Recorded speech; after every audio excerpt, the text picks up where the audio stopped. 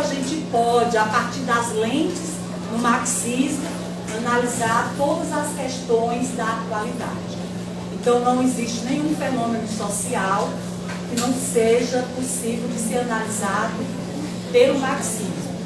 E aí a gente tem pouco tempo, infelizmente, mas a gente já convida vocês para participar dos cursos promovidos pelo LEMAX. Nós vamos estar retomando aí presencialmente e vamos, inclusive, oferecer esse curso sobre o materialismo, né, história do dialético. A gente vai retomar um estudo que nós já fizemos a partir da ideologia alemã e as teses sobre Feuerbach. A gente vai divulgar, esses encontros eles ocorrem na Faculdade de Educação, geralmente aos sábados, né? Então, se vocês tiverem interesse em aprofundar mais ainda o materialismo, história dialética, a concepção materialista da história, fique atento, né, a esses cursos. A gente também vai dizer para vocês que a gente tem um site, a gente está nas páginas, Facebook, a gente tem um Instagram do Coletivo de Mulheres do LEMAX, e no nosso site nós temos as publicações coletivas, né, que o grupo tem, na verdade, realizado. Então, assim, brevemente, eu vou só falar, mas de forma muito sucinta, né, sobre a história desse grupo que completa esse ano 16 anos. Então, está aí na sua puberdade, né, na juventude. E não foi uma trajetória fácil. A companheira aí do Mar, que está aqui presente, Dora, que também é integrante, né, do LEMAX, sabe o quão foi difícil a saga desse grupo na universidade.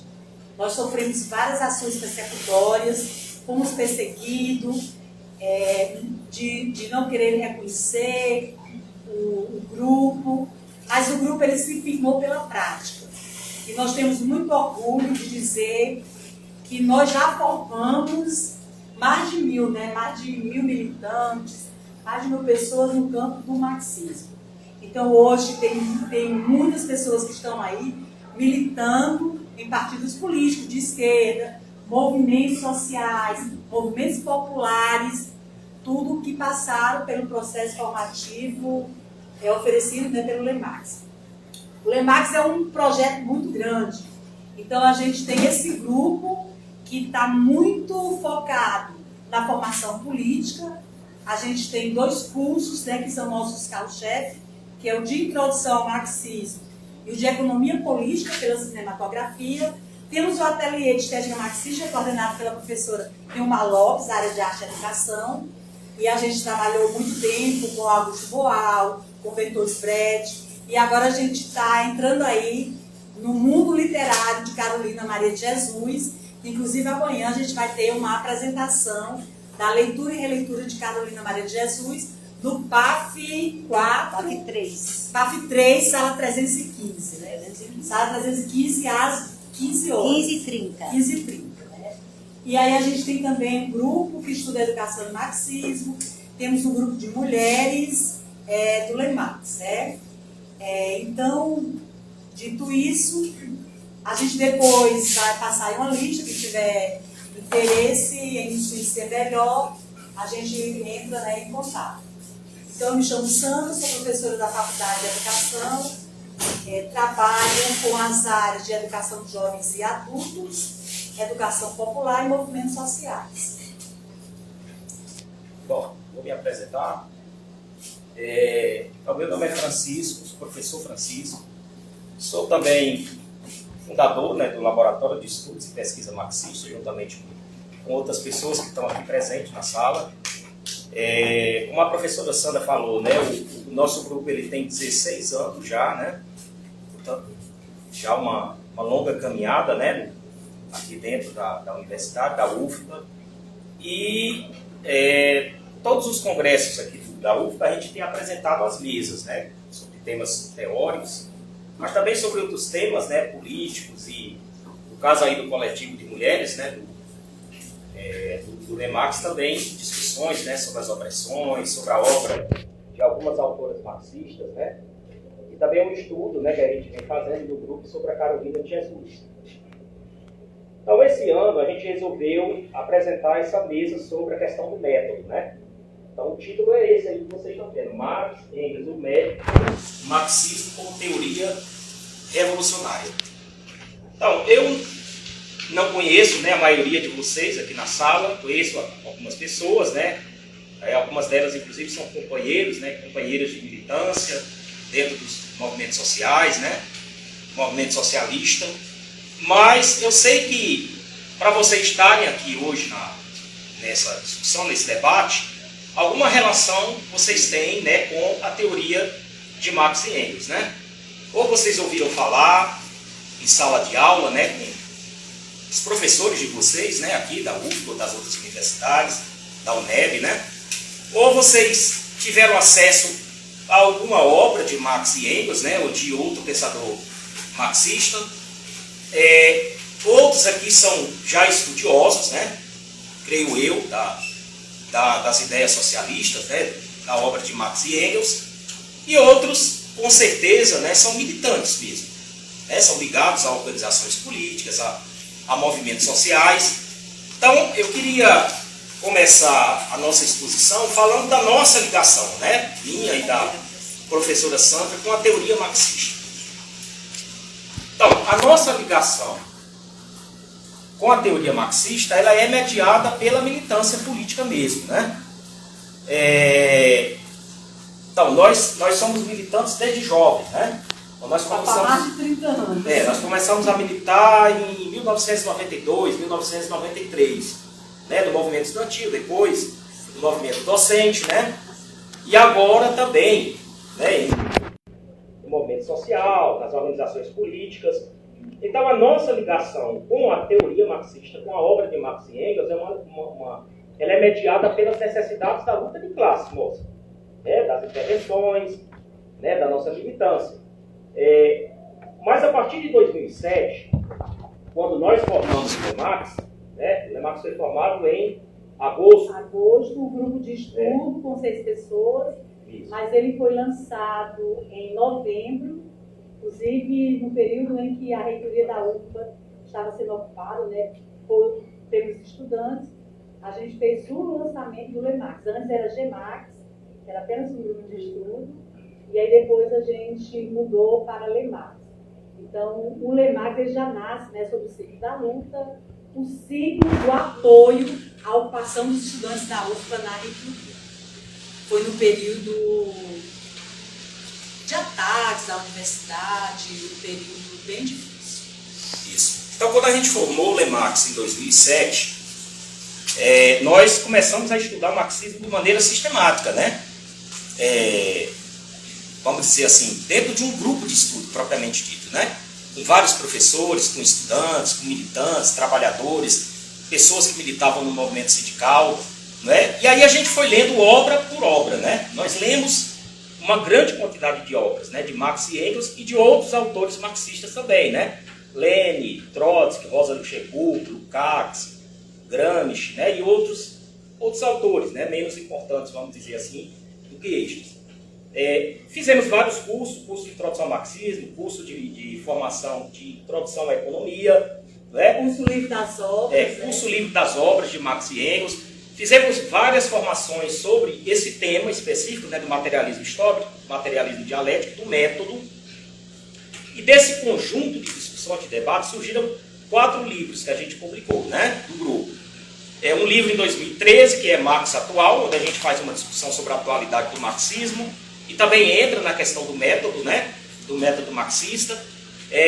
O Marxismo depois de Marx e Engels, que é de 2015, onde a gente já vai analisar as ideias, as correntes do século XX, né, marxista. Está aqui? Isso. E em 2017 a gente publica esse terceiro livro aí, que é Marx e Engels, uma introdução, né, que é uma pesquisa mais de fôlego, vamos dizer assim, né, sobre o marxismo, sobre Marx e Engels especificamente. As contribuições de todos os campos. E o 4º livro que resultou, 2019, que é esse, LEMAX, 12 anos em defesa do marxismo e das lutas sociais. O que é que acontece? Aí eu vou entrar naquele tema propriamente dito. Durante a pandemia, nós começamos a fazer atividades virtuais, online, né? Tinha como se reunir, evidentemente. E nós fizemos um curso sobre materialismo histórico dialético. Acho que 4 ou 5 encontros, né? Nesse curso surgiram uma série de questionamentos, questões levantadas pelos cursistas, né, acerca do método marxista, do método dialético, né, do método, vamos dizer assim, do marxismo, né? E aí eu e a Sandra, a gente resolveu aprofundar os estudos sobre essa questão, né? Pegamos todas as obras possíveis, né, traduzidas em português, mas também algumas que não são traduzidas, e resolvemos... Ainda a gente está terminando essa escrita, que será a nossa próxima... A próxima obra a ser publicada pelo Lemar. Que é só sobre o método. Então hoje o que nós vamos fazer é compartilhar de forma muito sucinta, por conta do tempo, um pouco do que a gente está ainda produzindo, né? São os resultados dessas investigações, né? Resultados dos cursos, né, que foram dados durante esse período da pandemia. Isso. Então, quais eram as 3 perguntas que surgiam logo imediatamente nessa discussão sobre o materialismo histórico dialético e o método marxista? Primeira pergunta dos cursistas: existe um método marxista? Não é? Existe um método nessa concepção de mundo, de sociedade, de história, que nós denominamos de marxismo? Não é? Seja ele, né, um marxismo estudado nas universidades, na academia, ou aquele marxismo militante, né, que é fruto, né, do movimento socialista, do movimento operário internacional. Existe um método nessa concepção? Segundo, o método marxista dialético, ele se assemelha aos outros métodos que são estudados na universidade, na academia, né? Ele tem o mesmo objetivo desses métodos acadêmicos? E a terceira pergunta, que eu acho que é muito importante: o método marxista, ele é autônomo, abstrato, desvinculado de uma teoria mais ampla, uma teoria social, né? Porque quando a gente estuda método na academia, nas universidades, em geral, o que é que a gente aprende sobre a questão do método? Né? A gente estuda desde a graduação, aí passa pelo mestrado, vai para o doutorado. O que passam para a gente é que o método é um conjunto, né, de técnicas, de procedimentos, né? Evidentemente que tem uma teoria por trás, né? Todos os métodos, quaisquer que sejam eles, têm uma teoria, né, um referencial por trás, eles não são ingênuos, né? O método indutivo, o método dedutivo, o método experimental, o método fenomenológico, o método positivista. Existe uma teoria por trás de cada um desses métodos, né? Veja, o método marxista propriamente dito, ele é um método autônomo, desvinculado de uma teoria? Será que a gente aqui, se a gente fizer uma opção por utilizar o método materialista dialético, a gente vai poder utilizá-lo para qualquer pesquisa, né? Por exemplo, eu tenho visto muito na universidade, que eu faço doutorado em educação. Eu tenho visto muita gente, na introdução do seu trabalho, colocar que o método que eles estão utilizando na presente pesquisa é o materialismo histórico dialético. E, em geral, eles descrevem esse método em um parágrafo. Não sei se vocês já viram isso. Quem, por exemplo, lê teses, dissertações, em geral, lá na introdução, né, que é o momento em que você fala sobre o método, a sua metodologia, quais são os procedimentos que você vai utilizar na pesquisa, geralmente tem um parágrafo onde o investigador, o pesquisador, ele estuda o problema, né, qual é o método que ele está utilizando na pesquisa. Aí ele elabora, em geral, 1 ou 2 parágrafos, e durante o resto da pesquisa, do desenvolvimento, não fala mais nada sobre a questão do método, né? É como se ele estivesse efetivamente utilizando aquele método que ele está naqueles 2 parágrafos, né, traduzindo ali, expressando, durante a pesquisa, a investigação e na exposição do objeto que está sendo pesquisado. Então veja, essas 3 perguntas apareceram sempre nos cursos de materialismo histórico dialético e sobre a questão do método. O que é que nós poderíamos de antemão antecipar para vocês? Isso é resultado das nossas investigações. O Lenin, Vladimir Ilyich Lenin, né, o teórico marxista revolucionário russo, ele escreveu em 1916, ele estava exilado da Suíça durante o primeiro ano da Primeira Guerra Mundial, e ele aproveitou para retomar os estudos dele sobre Hegel. Então ele estudou A Ciência da Lógica, que é um livro, o livro mais importante de Hegel, né? E o livro Enciclopédia das Ciências Históricas, né? Filosófica, que é quando Hegel faz um levantamento das correntes filosóficas, do desenvolvimento do pensamento filosófico. E Hegel, e o Lenin chega à seguinte conclusão lá, ele diz o seguinte: Marx não nos deu uma lógica com P maiúsculo. Não é? Não sei se vocês já ouviram isso. Marx não nos deu uma lógica, isto é, um método, com P maiúsculo. Ele nos deixou, na verdade, a lógica do capital. Né? O que é que Lenin está querendo dizer aí? Aí nós respondemos a primeira pergunta, né? Existe um método, uma lógica marxista? A gente poderia dizer que sim, existe um método. Né? É o materialismo histórico dialético, é o método dialético, que desde Marx e Engels vem sendo estudado, vem sendo exposto. Evidentemente que os teóricos marxistas do século XX deram, né, o maior fôlego, o maior esforço para elaborar sobre esse método. Tá certo? O que Lenin quer dizer é que Marx não escreveu uma obra específica sobre a lógica, do ponto de vista dele, da corrente dele, do marxismo, né, das ideias dele e de Engels. Ele não escreveu um livro, você não vai encontrar. Né? Quem aqui estuda o pensamento marxista, pode pegar todas as obras de Marx, você não vai encontrar uma obra específica sobre a lógica marxista, sobre o método dialético. Né? No entanto, Marx deixou o Capital. E o Capital é a obra mais importante do marxismo, né? Em nível mundial. É a obra mais importante de análise do modo de produção capitalista. Você não encontra nenhuma obra no mundo que se assemelhe ao nível científico e de argumentação e de análise do Capital. E enquanto o capitalismo existir, essa obra não será superada. Porque a essência do modo de produção capitalista foi muito bem, né, descrita por Marx. Então, a teoria do valor-trabalho está lá, a relação, a substituição do trabalho ao capital existe, mesmo que tenhamos aí metamorfoseado o mundo do trabalho, mas a sua essência permanece inalterada. Enquanto existir o modo de produção capitalista, o capital será um guia muito importante para compreendermos a essência do modo de produção capitalista, da propriedade privada, como ocorreu historicamente o desenvolvimento e quais as primeiras categorias. Desde a mercadoria, que Marx vai colocar, que é a primeira importante unidade, até as relações mais complexas da sociedade que vive. Bom, então o Capital ela é a expressão prática da aplicação do método materialista e dialético, né? E nos prefácios do Capital, Marx faz diversas análises sobre a questão do método, né? Inclusive diferenciando o método dele do método hegeliano, né? Que ele chama de dialética idealista, né? Em oposição ao método dele, que ele chama de dialética materialista, né? Esse é o primeiro ponto.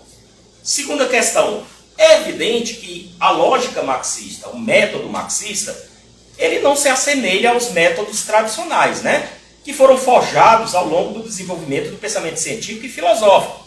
Eu citei alguns desses métodos aí, né? Que são empregados tanto na investigação científica, fora, como também dentro, né, da universidade. Ele não se assemelha pelo seguinte.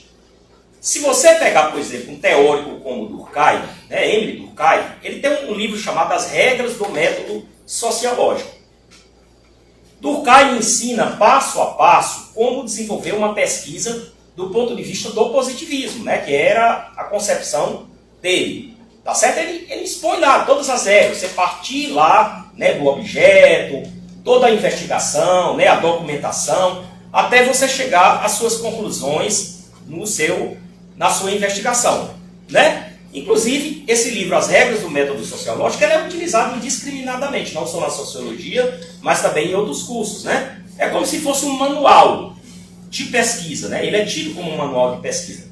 Se você pegar, por exemplo, Max Weber, ele tem um livro chamado, né, Metodologia das Ciências Sociais, Economia e Sociedade também, onde ele estuda a questão da metodologia, né? E ele apresenta um determinado método lá também, tá certo? Que se diferencia um pouco do método de Durkheim, né? Porque, por exemplo, ele reconhece que a escolha do objeto de pesquisa, ele incorpora valores do pesquisador, do investigador, ele reconhece isso.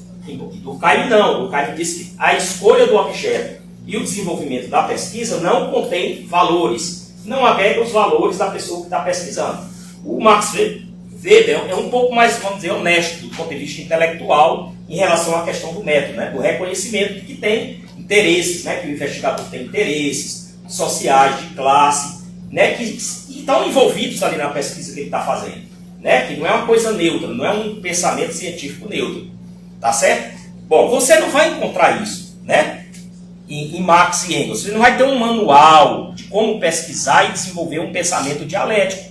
Você não vai encontrar isso. Por isso que o método dialético de Marx, ele não se assemelha muito a esses métodos, a esses manuais que existem, né, por aí na universidade. A terceira questão em geral, quando se fala sobre o método, se desenvolve um manual ou um livro sobre o método, em geral, aquela pessoa que está elaborando o livro ou aquela obra, ele procura dar ao seu método, né, à sua concepção de método, aquela ideia de neutralidade, de imparcialidade. Como se essa visão do método estivesse descolada de uma teoria mais ampla, de uma concepção de mundo, de uma concepção de sociedade, de história e de uma concepção dos próprios indivíduos, né, seres humanos na sociedade. Veja, em Marx você não vai encontrar isso também, tá certo? Porque Marx assume de antemão que o método dele e a concepção de mundo dele está ligada a uma determinada classe social. Que classe é essa? Os trabalhadores, né? A classe operária. Em nenhum momento Marx é tão honesto do ponto de vista intelectual como pensador que ele não só reconhece isso, que a concepção de mundo dele, de sociedade, de método dele está ligada a uma classe social, né, aos interesses de uma classe, aos objetivos históricos, né, de luta pelo socialismo, tá certo? Como Marx reconhece cada contribuição que os pensadores e as correntes de pensamento deram ao seu próprio pensamento, né? Não só Hegel, porque ele foi um discípulo de Hegel, né? Ele e Engels foram hegelianos, mas ele reconhece cada contribuição de cada pensador e cientista da humanidade para o seu próprio pensamento. Então ele é um pensador extremamente honesto do ponto de vista intelectual, né? Essas são as três primeiras questões. Então eu queria aqui fazer uma pequena introdução, né, para a gente ir no método. A gente já está com meia hora que a gente começou atrasado. Bom, primeira coisa, né, o desenvolvimento dessa concepção de mundo, de sociedade, de história dos indivíduos de Marx, ele está a todo momento ligado a uma prática social, né? Marx e Engels, eles não são intelectuais naquele sentido padrão que a gente conhece, né? Em geral, a gente tem a figura do intelectual como uma pessoa intocada, né? Por exemplo, está na sua sala de estudo, né? No seu gabinete de estudo, desenvolvendo, escrevendo, estudando, lendo dezenas de obras, né, nas suas mesas ali, né? Tipo, não sei se vocês já viram o Piaget, uma foto do Piaget naquela sala, o gabinete de estudo dele, livros espalhados por todo canto, né? Jornais, obras, né, de todo tipo que você pensar. Em geral, quando a gente pensa no intelectual, no sentido tradicional, aquele intelectual sartriano propriamente dito, né, a gente pensa nesse intelectual, né? Veja, Marx e Engels não podem ser encaixados nesse padrão. Não tem como você encaixar. Porque todo o desenvolvimento do pensamento de Marx e Engels está ligado à sua prática social, à sua prática política, à sua vida política, né? Por isso que a gente colocou aqui, ó, né, como foi Marx foi do idealismo filosófico hegeliano ao materialismo histórico. Mas para ele chegar ao materialismo histórico e ao método dialético materialista, ele teve que passar por tudo isso aqui, né? Por assimilar todo o conhecimento filosófico histórico anterior. Veja, Marx teve que subir nos ombros dos grandes pensadores. Marx leu tudo, né? Marx era um grande filósofo, né? Marx fez doutorado em filosofia. Marx era o melhor hegeliano, conhecedor da obra de Hegel, de toda a história da corrente hegeliana. Entendeu? Então Marx teve que subir nos ombros desses grandes homens, né? Do hegelianismo, evidentemente, né? E teve outras influências importantes, né? Que vocês devem conhecer, como o próprio Feuerbach, mas também os economistas, né? Ingleses, né? Smith, Ricardo, etc., né? E outras, evidentemente, né? Outros pensadores, né? A própria filosofia materialista, que vinha se desenvolvendo também desde a antiguidade, né? Desde Demócrito, Epicuro, né? Leucipo, até chegar à Idade Moderna propriamente dita, né? Os pensadores materialistas do século 17, 18, na França, Helvétius, né? Holbach, o próprio Rousseau, né? E outros pensadores políticos também da Revolução Francesa. Até a concepção de crítica em Marx, ela é radicalmente diferente da concepção de crítica, né, dos demais.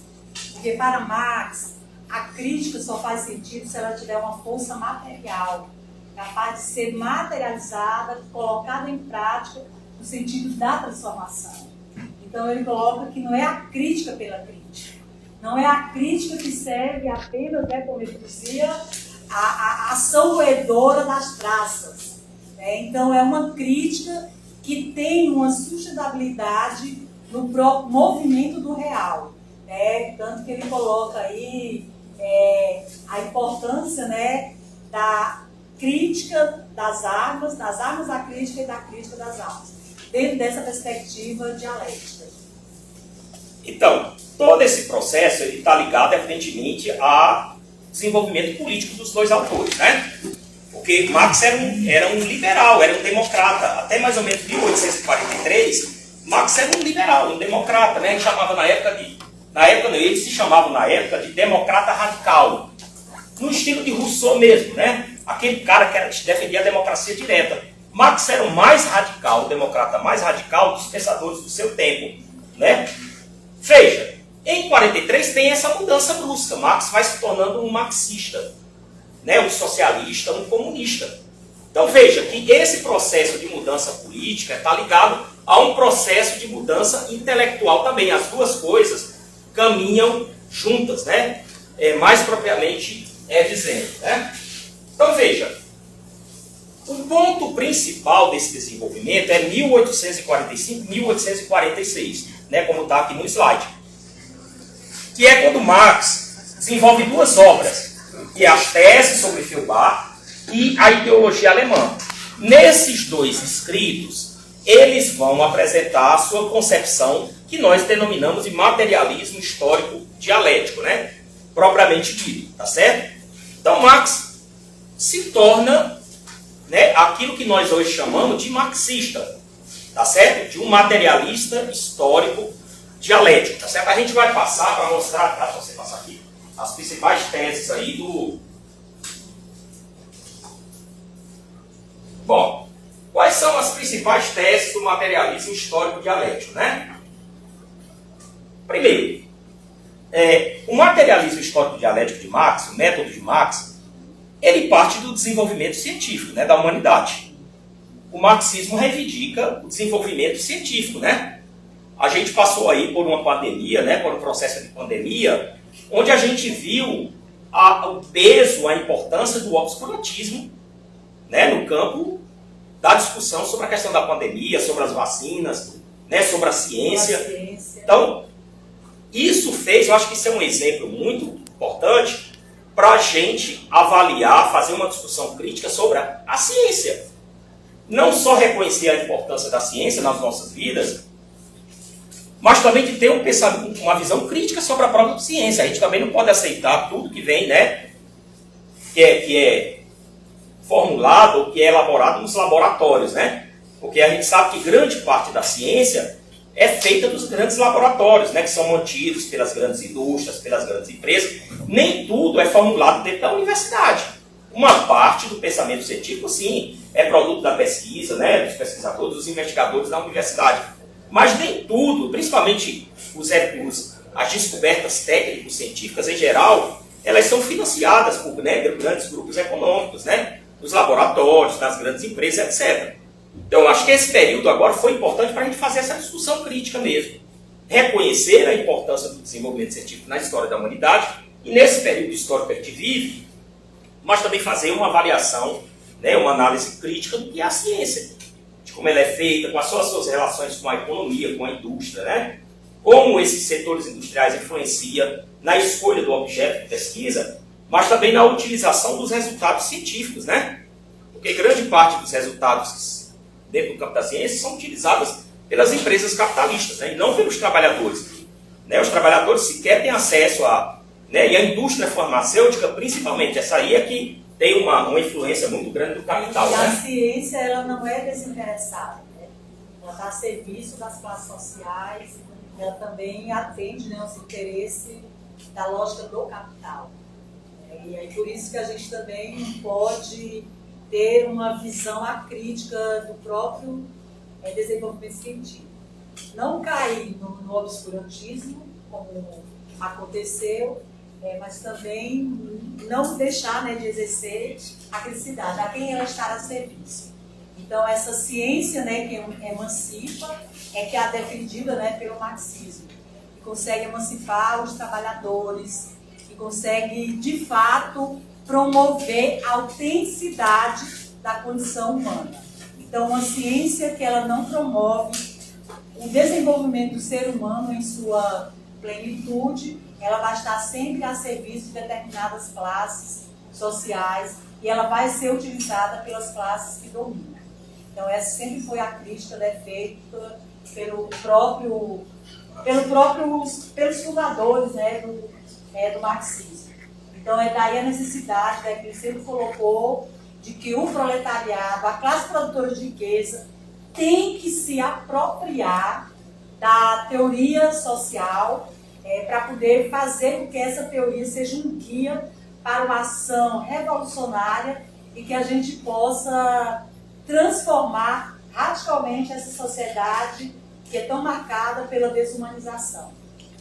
Bom, aqui um resumo, né, do método materialista, histórico e dialético. Né? Primeira coisa, as categorias são históricas como as sociedades.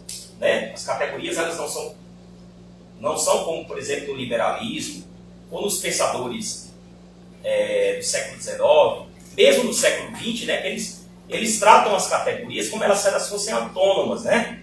É como se elas tivessem surgido, vamos dizer assim, da genialidade humana, né? E essas categorias elas têm uma certa autonomia em relação ao mundo, à realidade. Né? O Marx vai colocar que não só as categorias elas são forjadas, são elaboradas a partir da realidade, portanto elas exprimem as relações sociais, né? Exprimem o desenvolvimento, o movimento real, como as categorias elas são históricas, como as próprias sociedades. Se as sociedades humanas elas são históricas, elas nascem, se desenvolvem, né? Tem período de desenvolvimento das forças produtivas, depois as sociedades entram em declínio e são substituídas por outras sociedades. A história não mostra isso para a gente. Se a gente for olhar na história da humanidade, a gente vai ver inúmeras formações sociais diferentes. O capitalismo ele não existiu desde sempre. Né? Os homens não apareceram já vivendo no capitalismo, vivendo sobre o capital, o domínio do capital. Trabalhadores assalariados, capitalistas de um lado, trabalhadores assalariados do outro. Não.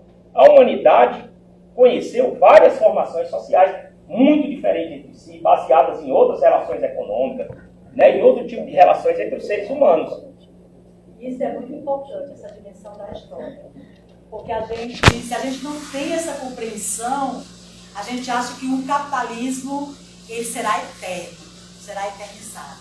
Então a gente pode até remeter à Idade Média. As pessoas que vivem na Idade Média, acho que jamais achavam que ela pudesse ser superada. E ela foi superada depois de quantos séculos? Então a gente tem que ter essa compreensão de que o capitalismo ele poderá sim ser superado, poderá chegar ao fim. Nós não podemos nos contentar, nos conformar que o fim último da humanidade seja essa sociedade marcada pela exploração e pela opressão. Embora eu particularmente não quero, não desejo isso. Eu posso até não viver tempo suficiente, né, para ver a superação do capitalismo, mas eu vou lutar dia após dia, dar meu quinhãozinho de contribuição dentro dessa grande edificação aí. Embora, se você perguntar para qualquer intelectual, vamos dizer assim, do liberalismo, né, liberal, ou mesmo um intelectual ligado a outra corrente, né, que representam os interesses gerais da classe dominante, se você perguntar para eles se o capitalismo existiu sempre, ele vai dizer existiu. Desde a antiguidade que os seres humanos vivem sobre a lógica do capital, da mercadoria, né? Se você perguntar para eles se a sociedade capitalista sempre vai existir, ele sempre vai.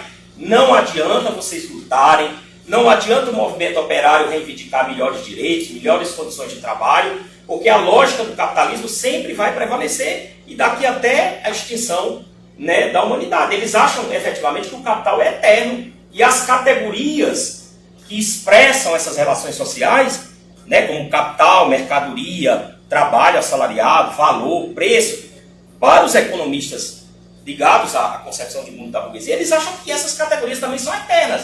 Porque as relações sociais, eles também não dizem que são eternas, então as categorias que expressam essas relações sociais também o são, né? Outra tese, a luta de classe como motor da história, né? Muito importante, é a tese fundamental, né, de toda a teoria marxista sobre o desenvolvimento da sociedade. A produção social é a base das sociedades. Quando a gente chama produção social, é a organização do trabalho, né? A organização para a produção das condições materiais, sociais, econômicas da existência da humanidade. Aqui as forças, né, o ser social condiciona a consciência social, são teses relativamente conhecidas, né, do materialismo histórico dialético, né? A consciência social se desenvolve sob a base do desenvolvimento do ser social, da sociedade, e não o contrário, né? Você não tem uma ideia que seja autônoma à existência da sociedade, uma ideia que existiu sempre, inclusive antes da existência do próprio mundo, ou da existência das sociedades humanas. As ideias e o desenvolvimento da consciência, da psique, ela se dá dentro de relações sociais, né? Aí você pode dizer, mas pode existir pessoas que podem viver sozinho, né? Como o caso lá do Robson Crusoe, do Daniel Defoe, né? Que é muito utilizada pelos liberais, que eles partem dessa ideia do homem isolado, né? Do indivíduo isolado, mônada, para desenvolver toda uma concepção de mundo, de sociedade, de direito, né? Do liberalismo, né? Mas isso não é a norma, não é a regra. A norma é o ser humano viver em sociedade, né? Em relações sociais. E é a partir dessas relações sociais, econômicas, políticas, do desenvolvimento cultural, que o ser humano vai desenvolvendo a sua psique, né? Ou pode retroceder também na sua psique, porque o próprio desenvolvimento da psique humana é dialética também, é contraditória, tem avanços também e tem retrocessos também. As forças produtivas e as relações de produção, o conflito, né? E dessa crise, né, das formas de sociedade, você tem os processos, né, revolucionários aí que resultam na substituição de uma sociedade por outra.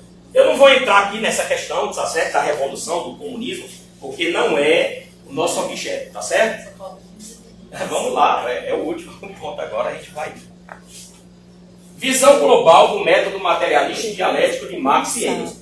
Então, como eu falei para vocês, não existe uma obra específica. Se vocês, por exemplo, acham que vai ter uma obra de Marx e Engels específica sobre lógica ou método dialético, vocês não vão encontrar isso. Mas se vocês estudarem o conjunto da obra de Marx e Engels, vocês vão encontrar não só a concepção materialista e dialética, né, o materialismo histórico e o materialismo dialético, mas vocês vão encontrar também o método, né, o desenvolvimento daquilo que eles concebem como método dialético, tá certo? Por exemplo, se vocês pegarem, tá certo? A partir, vamos dizer, a Sagrada Família, que é de 1845, que é uma obra de polêmica contra os jovens hegelianos. Aí passa, né, o ano seguinte, tese sobre Feuerbach, ainda final de 45, a ideologia alemã de 1846. Em 1847, a miséria da filosofia, que é uma polêmica com Proudhon também, onde Marx faz várias inserções sobre o problema do método. Né? Aí passa Manifesto Comunista. Em seguida, o 18 de maio de Luiz Bonaparte, que é de 1852. Vai mais à frente, os Grundrisse, que é de 57 e 58. Tem uma introdução aos Grundrisse, que Marx escreveu, né? Onde ele tem um ponto específico sobre o método da economia política. É o único lugar na obra de Marx, num texto escrito por Marx, onde ele trata especificamente sobre a questão do método. intitula O Método da Economia Política, nesse texto chamado Introdução que ele fez aos Grundrisse, 57 e 58. Em 59, você tem a Paracrítica da Economia Política. E no prefácio... ele faz uma síntese, né? Faz uma síntese do materialismo histórico. Compilado do materialismo histórico dialético, defendendo todas as teses, da concepção materialista da história. Então é muito importante, né, a gente observa o quanto o marxismo ele inaugura uma nova historiografia. Então, quando ele coloca a luta de classe como motor da história, até então estava, né, sobre uma concepção em que não havia o reconhecimento da interferência humana no processo de transformação. No marxismo vai colocar que não, né, que o quanto nós somos sujeitos à história, sujeitos passivos e ativos. Então, o quanto a luta de classe ela vai impulsionar transformações, né, transformações radicais da sociedade. Em seguida, você tem o Capital de Marx, né? Que é de 1867, volume 1, né? Depois Engels vai publicando os volumes seguintes, né? 2 em 1885, 85 e o terceiro em 1894. E o quarto volume foi publicado no início do século XX, são as teorias da mais-valia, foi publicado por um teórico alemão chamado Karl Kautz, né? Em 1905 a 1910. Veja, fora isso, pessoal, você tem milhares não, aí eu estou exagerando, né? Você tem centenas de textos, você tem centenas de cartas que foram trocadas por Marx, por Engels, e por eles com cientistas, com pensadores da Rússia, de toda a Europa, dos Estados Unidos, de vários lugares do mundo, tratando sobre ciência, sobre filosofia, sobre o desenvolvimento do pensamento científico da sua época. Tem centenas de cartas de Marx e Engels analisando todo o desenvolvimento científico da sua época. Na biologia, na zoologia, na antropologia, na geologia, na matemática. Tem os escritos de Marx sobre matemática estão sendo publicados agora. Tem uma publicação em alemão, evidentemente no original, em espanhol, e estão querendo publicar agora em português também. Ninguém sabe quando vai ser publicado. Mas é uma coisa assim, ó, vocês terem uma ideia, toda a obra de Marx está alçada em 114 volumes. 114 tomos. Até o final, quando for publicado tudo. Até agora, só foram publicados em torno de 60 tomos. Então, existem quase 60 tomos ainda para publicar, que poucas pessoas conhecem, tiveram acesso. Porque para você ter acesso a esse conjunto da obra de Marx, né, na Mega, que é um instituto que está publicando os documentos, você tem que conhecer alemão, né? Ele escreveu quase tudo em alemão, mas também inglês e outras línguas. Você tem que estudar em alemão. E nem todo mundo, né, principalmente a militância que está na labuta diária, trabalhando e militando, não tem condições de ter acesso a esse conjunto da obra. Então é muita coisa. Vocês terem uma ideia, eu tirei cópia aqui de 2 livros que foram publicados em espanhol. Cartas de Marx, e Cartas de Marx sobre as Ciências da Natureza. E Cartas de Marx sobre as Ciências da Natureza e Matemática. Tudo em espanhol aí que a gente está lendo nesse momento. Então é muita coisa, né? Mas o fundamental está aqui, né? No Capital. Pode passar. Eu não passei porque eu não estou conseguindo. O fundamental do método de Marx está no Capital. Se você pegar os prefácios do Capital e estudar o Capital em consonância com as demais obras, né, que eu citei aqui, você vai ter uma visão geral, né, do método marxista. Bom, para a gente terminar, eu vou falar aqui 2 coisas importantes, e aí a Sandra pode desenvolver mais. Então, como é que é o método de Marx, o método dialético? Vocês terem uma ideia, poucas pessoas que se dizem marxistas efetivamente leram esse texto que eu falei para vocês aqui, né, que é a introdução aos Grundrisse, onde Marx desenvolveu lá um ponto sobre o método da economia política. Se você perguntar para a maioria dos militantes, e a maioria, por exemplo, dos que estudam Marx, nunca leram esse texto. Né? A grande maioria não leram esse texto. E é exatamente ali onde Marx desenvolve essa concepção do método. Evidentemente que ali ele está analisando o método da economia política, mas, né, a economia política é uma ciência social, então Então, cria-se como ciência social, né, alguns dos elementos que Marx trata lá no texto também se aplica, né, às demais ciências sociais.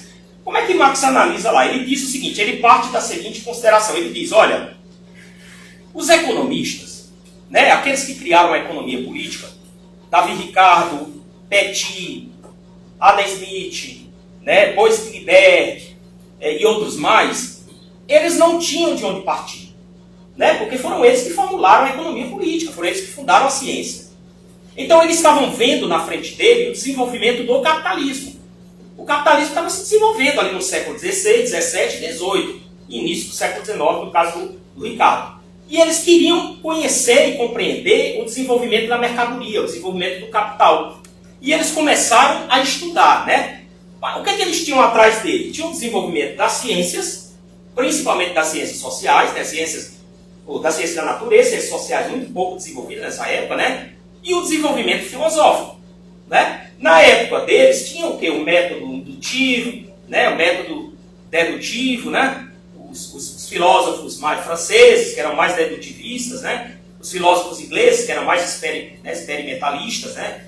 Desenvolveram o método indutivo. O materialismo vulgar, no caso lá, né? dos filósofos franceses. É o que eles tinham. Então eles começaram a estudar.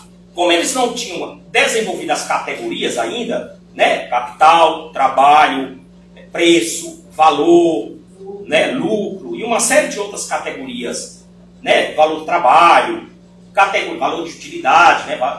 E não tinha desenvolvido. O que é que eles fizeram? Eles partiam daquilo que eles viam, das totalidades que eles viam na frente deles.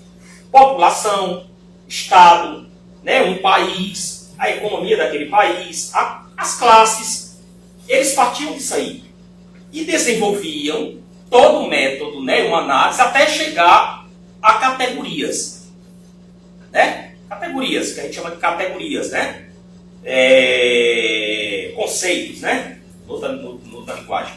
Eles chegaram às primeiras categorias econômicas e com isso eles fundaram uma nova ciência, a economia política. Marx vai dizer o seguinte, ó, eles partiam de algo indeterminado, né? Porque está lá aquela realidade toda que eles não sabiam explicar. Tá certo? E a partir dessa análise do indeterminado, eles chegavam a algo mais determinado, que são as categorias da economia política. Mas Marx diz, olha, esse trabalho foi muito importante desses cientistas, mas ele é um trabalho incompleto. Né? Ele é meio caminho, vamos dizer assim, ele é um meio caminho. Eles chegaram a um certo patamar do desenvolvimento científico. Tá certo? Mas eles não conseguiram compreender que esse movimento do concreto, do imediato, do empírico, né, daquilo que estava na frente deles, que eles estavam observando, né, que é o que a gente chama de empírico, concreto e imediato, né? Marx fala isso lá no texto.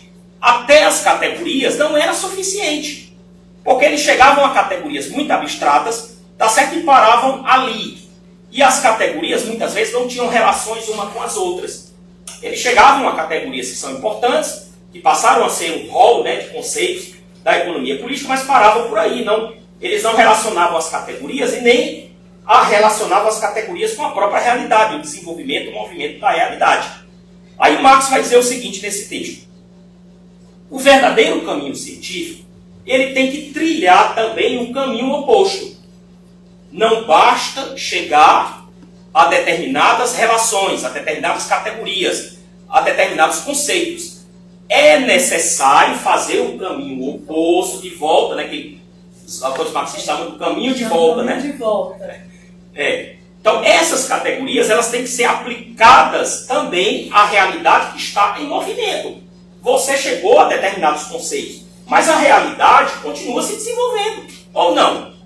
O capitalismo continuou se desenvolvendo, né, até hoje. Então, é necessário que esses conceitos, de volta, façam o caminho oposto e se aplique a essa realidade, para que essa realidade não apareça mais para a gente como algo indeterminado, né? Como algo abstrato, indeterminado, para que ela possa aparecer a gente como um concreto pensado, né? Como algo pensado, organizado, tá certo? É o que Marx chama de concreto pensado nesse documento. Eu não sei se vocês já tiveram acesso, já leram, eu vou fazer uma pesquisa aqui rápida. Quem de vocês já leram essa introdução e esse prefácio de Para a Crítica da Economia Política?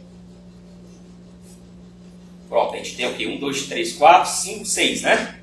Então, para vocês verem aquilo que eu falei, nem todo mundo teve acesso, embora a gente utilize muito, né, nas nossas pesquisas, principalmente aqueles que se consideram marxistas, né? A gente utiliza lá, a gente diz que, né, a gente está utilizando o método materialista, né, histórico e dialético. Mas muitas vezes a gente não leu, né, os textos de Marx que tratam sobre essas questões especificamente. Então Marx coloca que o desenvolvimento do pensamento e do método, ele é uma espécie de espiral. Ele nem é linear, o desenvolvimento do pensamento, né? Ele é uma espiral, né? Vocês sabem a figura do espiral, né? Então, na verdade, o conhecimento está se desenvolvendo, mas ele está se desenvolvendo sempre numa escala, né, maior, mais avançada, tá certo? Então, é o que o Marx chama do salto, né? É a transformação da quantidade em qualidade, é o salto qualitativo.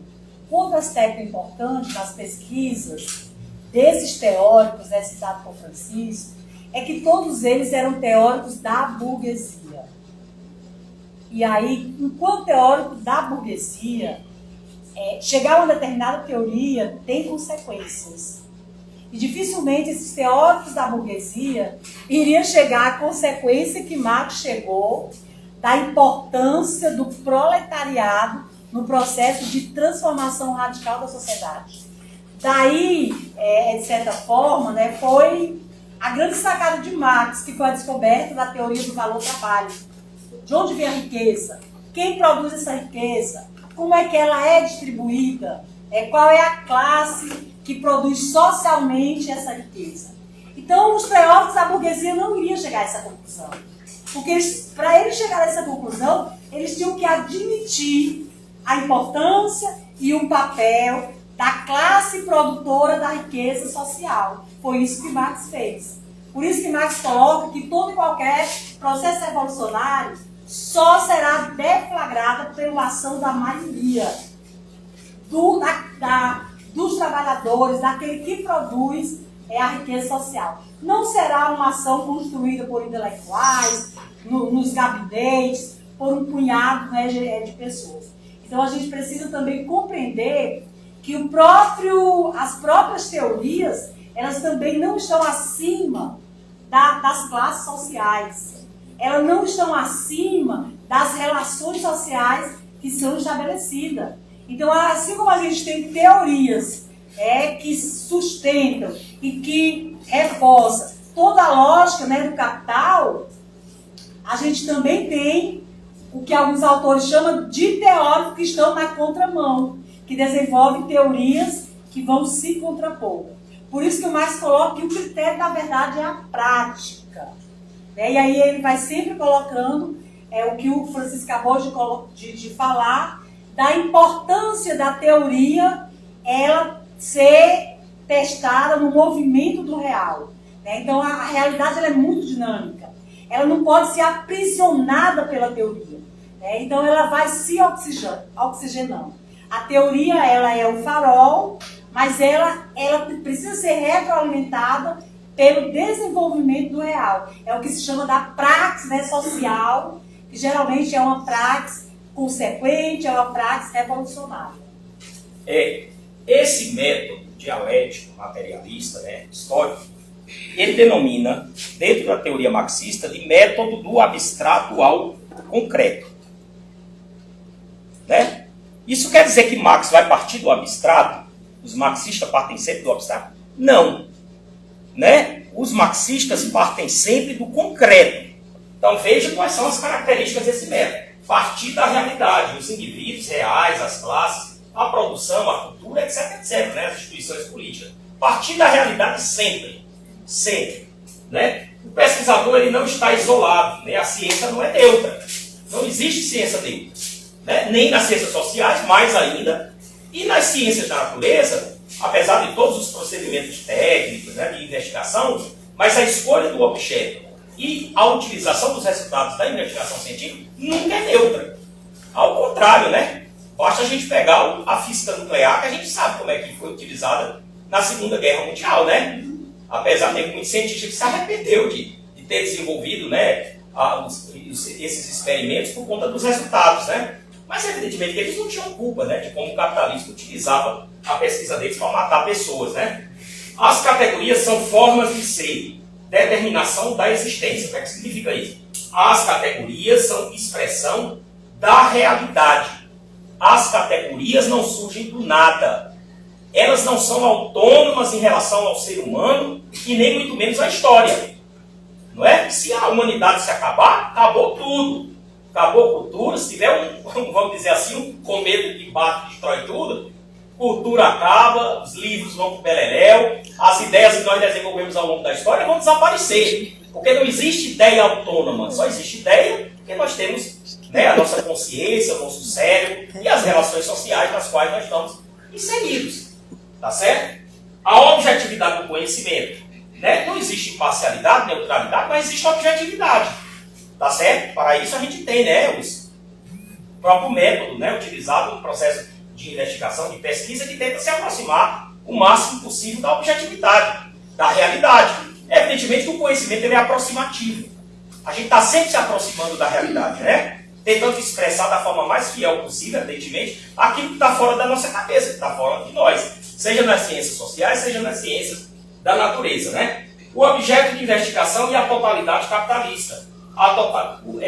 O método dialético tem 3 categorias que são muito importantes, né? Para além, vamos dizer assim, do restante, que é a totalidade, a contradição e a mediação. A totalidade significa que você vai dar conta de tudo? Não. Significa que se você está pesquisando um objeto, você tem que contextualizar esse objeto, né, dentro da realidade que você está estudando. Né? Se você está estudando o trabalho assalariado lá no Rio Grande do Sul, escravo, você tem que falar sobre o capitalismo, o desenvolvimento do capitalismo. Não dá para você dissociar uma coisa da outra. As contradições, que é a marca de toda a realidade, tanto do desenvolvimento material do mundo, quanto do desenvolvimento da sociedade humana, né, é marcado pelas contradições e as mediações. Porque nunca as relações elas são diretas de uma coisa com outra. Você tem que procurar as mediações entre as coisas. Às vezes você vai ter que ir ali, acolá, vai buscar o que está por detrás ali, escondido, até você chegar ao resultado que você pretende demonstrar. Só passa aqui o último ponto, e aí a gente já aproveita esses 15 minutos finais aí. Pronto, as indicações aí de leitura. Ó. Marx e Engels, tá bom? Todos esses livros que a gente falou aqui. E aí vai. Né? Vai passando aí, quem puder. Tudo isso aqui contém alguma coisa sobre o método, tudo que a gente falou aqui, né? Aqui Lenin, ó, os cadernos filosóficos, que foram traduzidos, né, e publicados recentemente aqui no Brasil, Materialismo e Empirocrítico, são as obras mais importantes de Lenin sobre questões filosóficas, científicas, etc. E aí vai, né? A gente tem um conjunto aqui de autores brasileiros, estrangeiros, que tratam sobre a questão do método. Lista de presença, não e-mail. Gente, nosso tempo... Esgotou, é muito pouco, né, para a gente falar de toda essa... Mas a gente queria, pelo menos, se tiver a oportunidade de 5 minutos, para a gente fazer essa interlocução, a gente ouvir vocês, e aí a gente vai replicar esse curso, não assim em 1 hora, né, mas a gente vai ter todo ano carga horária sobre o materialismo histórico dialético, a gente vai estar aí anunciando. Vai ser realizado na Faculdade de Educação aos sábados, à tarde. Quem tiver interesse, aí fica aí atento. Mas a gente queria abrir para que vocês pudessem fazer alguma questão. É Altino aqui, Altino. Professor Altino. Que bom lhe ver, viu, Altino? Bom, primeiro, eu expressar aqui minha alegria, não sei, com tanta gente aqui assistindo esse papo de Marx. Isso, eu estava numa mesa agora, falando sobre a questão da globalidade, né, e geopolítica, e tinha 6, 7 pessoas. E que é uma característica do Congresso da UFA de pulverizar toda coisa e ele vai lembra, né, a presença. Então, estou assim, super alegre. Nos traz alegria, né? Saber que tem gente interessada. Tudo, evidentemente, parabenizar a Sandra e o Francisco. E colocar uma questão para vocês seguinte. dado a esse interesse, dado a situação política que nós vivemos, da necessidade central, fundamental, imediata de discutirmos política, e na universidade não ter discussão política, os cursos não fazerem informação política, tá? Há uma alienação generalizada nessa universidade, eu acho que nas outras também. Né? O colégio de minha filha proibiu que ela fizesse, os alunos fizessem discussão política, um colégio privado. Ela está na 7ª série e proibiram que se tivesse discussão política. E os meninos estavam brigando em sala de aula exatamente bolsonarista, não bolsonarista, e o diretor proibiu. Então, eu imagino como é que está nas escolas, nos colégios públicos, e agora, principalmente, com a formação dos colégios militarizados, que aqui na Bahia tem 99 colégios militarizados que o governo PT criou, manteve ou se articulou para manter aqui na Bahia. Então, eu queria consultar para vocês o seguinte: como é que vocês poderiam pensar, porque talvez vocês não tenham pensado, em como a gente multiplicar essa discussão sobre Marx, sobre política, na universidade e fora da universidade? Como poderia, eu sei que você já vem com esse grupo de Marx trabalhando há muito tempo sobre isso, mas formando grupos e tal, mas como a gente abrir, ir para a sociedade, tá? Como é que vocês poderiam pensar isso, de que forma? E claro, para vocês tiverem sugestões, o pessoal dos bairros aí que puder convidar, não sei o que e tal. Isso aí. Você está escrita, né? Eu queria só uma informação. Quando a gente estuda a história da economia, a gente sabe que o capitalismo nasceu em princípio, considerado Adão e Eva. Porque eu vim da mineração, eu estudei mineração, e lá a gente estuda mais a engenharia econômica e ciências econômicas, muitas pessoas não sabem nem o que é isso. Aí o que eu queria saber é que quando fala de capital, a gente sabe muito bem que o capital sempre, que é o dinheiro, sempre existiu, porque para você comprar escravo, você tinha que ter capital. Tem que ter dinheiro. Porque sem dinheiro você ia comprar escravo para revender. Então, vamos fazer o tráfico negreiro, como eu conheci, o tráfico de escravo. Você tinha que ter capital, porque não era fácil você pegar um escravo de lá e trazer para cá, o custo era caro, enfrentava piratas que também queriam roubar para depois ir para os Estados Unidos e vender matar tudo, aquele inferno todo. Então, quando a gente estuda também o caso dos bancos, para poder financiar, como tomar isso é uma coisa da população, quer dizer, do trabalhador, na realidade os bancos, o primeiro banco que nós conhecemos dele foi o São Jorge, que foi lá na Itália. Era verdade. Eu sou rico, eu empresto dinheiro. Antes de existir o banco, era a agiotagem que tinha, que já nasceu lá na Palestina, desde a época do Império Romano. A coisa que tem, que quando a gente vai estudar o caso do banco, que tem a gente dá um que era escocês, o Neto. Ele estuda que esse banco que nós conhecemos muito, ele deposita dinheiro, ele pega seu dinheiro e financia empresta à vontade. Então, era isso que eu queria saber, porque Nefer chegou e convenceu, e pegou o filho, por exemplo, do carpinteiro, do padeiro, do dono da padaria e tudo mais, voltou para trabalhar para ele, porque ele tinha um certo nível de estudo, tinha conhecimento um pouco de contabilidade, de coisas de livros e tudo mais, de prática administrativa. Para convencer o cidadão a colocar todo dia, porque todo dia ele ganhava dinheiro. O carpinteiro é voltar, todo dia ganha dinheiro, você volta lá. Ele fez aquele volume de dinheiro. E foi aí, mas para convencer, ele cria coisa. Quando a gente estuda no matemática, no colégio, tem aquele Ezinho lá, não tem? O valor do Ezinho é 2 mil, não sei o quê. Aqui não foi criado para engenharia, não. Isso foi para matemática financeira bancária mesmo. É daí que nasce a academia do povo. Ó, você vai poder dinheiro aqui, e cada dia, um dia, você tem um juro daquele dinheirinho ali. E ali você fazendo um volume, e aí ele vai financiar a Revolução Industrial. O que mais foi eu estudando, o pessoal todo, é o seguinte, que na realidade as pessoas falam assim, o capitalismo, ele é, como se diz, ele faz guerra, ele estimula a guerra. Então, na realidade, nós fomos pesquisando profundamente, mais pelo ramo da matemática da engenharia, foi o seguinte: o capitalismo, na realidade, ele foi criado como um país que é império, porque a Inglaterra era império. Era império. Isso. Na hora que ele deixa de ser império, você vai ver que em 1945, na hora que ele deixa, que a Alemanha quebrou, que a finalidade dele era quebrar a economia alemã, inglesa e francesa, eles quebraram mesmo o eixo. Quando você estuda aquilo, você chega à conclusão. A Inglaterra, na hora que vai fazer a reformulação econômica dela, você vai ver que ela começa a olhar o lado do socialismo. Até a empresa que era privatizada, ela vai estatizar, para desenvolver. Aí você vai ver o eixo da economia mundial e vai para os Estados Unidos, o capitalismo. Conclusão que eu cheguei, também da Europa, foi o seguinte: o capitalismo só dá certo, em princípio, se for o país for império. Porque se não for império, desiste porque não vai. Aí eu fico reparando, foi o seguinte: ele deu certo na Inglaterra, deu porque era império. Deu certo na França, deu porque era império. Deu mais ou menos na Holanda, porque era um país colonizador.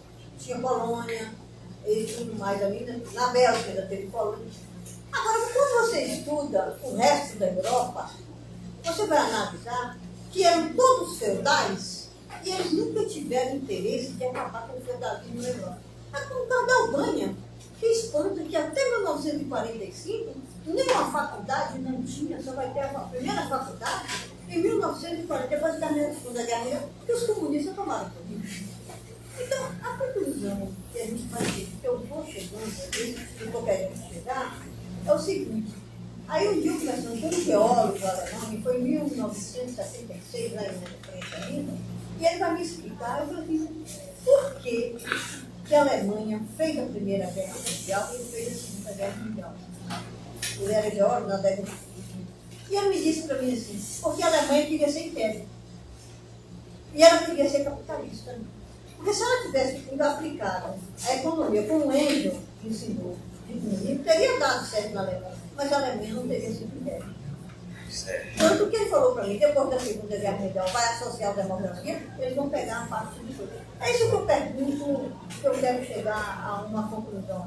É porque vocês em cima não é isso que eu estou pensando. No comunismo, vocês chegaram a essa conclusão que o capitalismo só pode sobreviver e dar certo quando existe um império. Outros países, por exemplo, que não é império, o capitalismo nunca vai resolver o problema. Eu não vejo solução nenhuma para resolver o problema do Brasil, não vejo constituição. Eu não estou falando que eu estou defendendo o comunismo, porque a minha ideologia é socialismo. Entendeu? Que é outra coisa. Mas eu estou querendo saber o seguinte: vocês chegaram a essa conclusão ou não? Certo. A gente vai. A gente vai tentar responder em 1 segundo, 2 segundos, que não dá. Minha colega escrita. Professores, também gostaria de dizer que eu fiquei assim, feliz de ver a sala tão cheia ao falar do marxismo e marxista. Você fica bem objetiva. Aproveitando o início da pergunta da colega, ele me levantou uma das dúvidas que eu tenho, né? Das poucas leituras que eu tenho. Eu acredito que outros autores tragam isso também, mas eu acho que Mesaros aborda essa questão, eu não tenho certeza. Mas qual a diferença entre capital e capitalismo? Existe uma diferença aí, eu queria entender essa diferença. Só para... Eu queria fazer uma adendo, aproveitando o elogio pela quantidade de pessoas que vieram, fala do professor e da professora, para trazer o ponto além de cheia. Essa sala não foi uma unidade, eu me senti bastante confortável. Essa sala foi uma variedade. Então, vi pessoas pretas, pessoas diversas. Eu acho que pensar o marxismo não como uma unidade, mas como uma variedade. E acho que essa possibilidade de ser falado e trazido para a sala delas é importante. Tem muita gente preta, gente negra, me sinto muito confortável e, sobretudo, por isso, parabéns. Tá bom. Pode. Tem que até responder, né? Bem rapidinho. O capital, ele existiu, formas de capital, antes do desenvolvimento, vamos dizer, antes da consolidação do capitalismo. Você tinha um capital bancário, você tinha um capital comercial e tinha um capital a juros. Tá certo? Essas 3 formas de capital. Mas o capitalismo, ele é produto de uma relação social. Por isso que Marx diz que o capital é uma relação social. Né? O capital, na sua forma do capitalismo, que é a que nós temos hoje, a gente vive numa sociedade capitalista, né? Mais adiantada ou mais atrasada na sociedade capitalista. O capital é uma relação social. O capitalismo é uma relação social entre trabalhadores assalariados e capitalistas, né? Donos dos meios de produção. A diferença que tem é essa. Formas de capital existiram antes da consolidação da sociedade capitalista. Você tem o capital a juros, né? No próprio decadência do Império Romano, o desenvolvimento do comércio lá atrás, você tinha isso. Você tinha trabalho assalariado também no Império Romano. Os soldados romanos eram assalariados. E, no entanto, você não tinha o capitalismo, porque para existir o capitalismo, você tem que ter esse encontro, essa relação social que deve ser hegemônica. A força de trabalho tem que se tornar mercadoria. Enquanto a força de trabalho foi hegemonicamente escrava, né, e a maior parte da produção foi produzida pelo trabalho escravo, você não tinha como desenvolver o capitalismo, você desenvolvia o comércio. Você desenvolvia as formas de capital, que eu falei para você, o capital comercial, o capital a juros e o capital bancário, né? Mas você não tinha capitalismo. Só começou a existir a partir do século XV, século XVI, quando a força de trabalho se torna hegemonicamente assalariada.